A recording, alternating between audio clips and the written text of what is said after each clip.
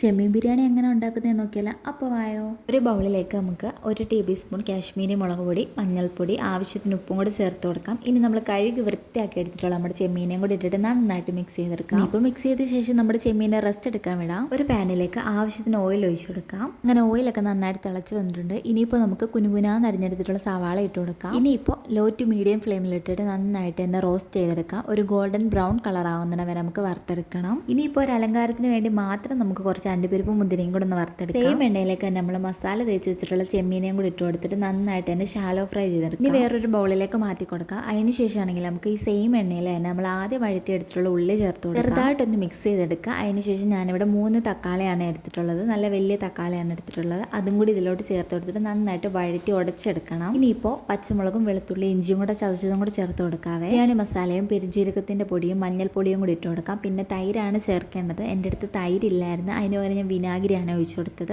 പിന്നെ ആവശ്യത്തിന് ഉപ്പും പിന്നെ നമ്മൾ വറുത്തെടുത്തിട്ടുള്ള ചെമ്മീനും കൂടി ഇട്ടിട്ട് നന്നായിട്ട് തന്നെ മിക്സ് ചെയ്തെടുക്കാം. ബിരിയാണിയിലേക്ക് വേണ്ടുന്ന മസാല റെഡിയാക്കി എടുത്തിട്ടുണ്ട്. ചോറ് വെക്കാം. പിന്നെ ആരെയും പഠിപ്പിക്കണ്ടല്ലോ. ഫസ്റ്റ് ലെയർ തന്നെ നമുക്ക് മസാല ഇട്ട് കൊടുക്കാം. പിന്നെ അതിൻ്റെ മേലെ ചോറ്, അതിൻ്റെ മേലെ വീണ്ടും മസാല, അങ്ങനെ ലെയർ ആക്കി എടുക്കാം. ഏറ്റവും മുകളിലായിട്ട് നമ്മൾ വറുത്തെടുത്തുള്ള അണ്ടിപ്പരിപ്പും മുന്തിരി ഇട്ട് കൊടുക്കണം. കുറച്ച് മല്ലിയിലയും കൂടി ചേർത്ത് കൊടുക്കണേ. കുറച്ച് നെയ്യും കൂടി ഒഴിച്ചു കൊടുത്താൽ നല്ല കിട്ടില്ല ചെമ്മീൻ ബിരിയാണി റെഡി. ഇത്രയൊക്കെ ഉള്ളൂ ഇന്നത്തെ വീഡിയോ. വീഡിയോ ഇഷ്ടമായാലും ലൈക്കും സബ്സ്ക്രൈബൊക്കെ ചെയ്യണേ. അടുത്തൊരു വീഡിയോ ആയിട്ട് വരാം. അപ്പോഴത്തേക്കും ബൈ.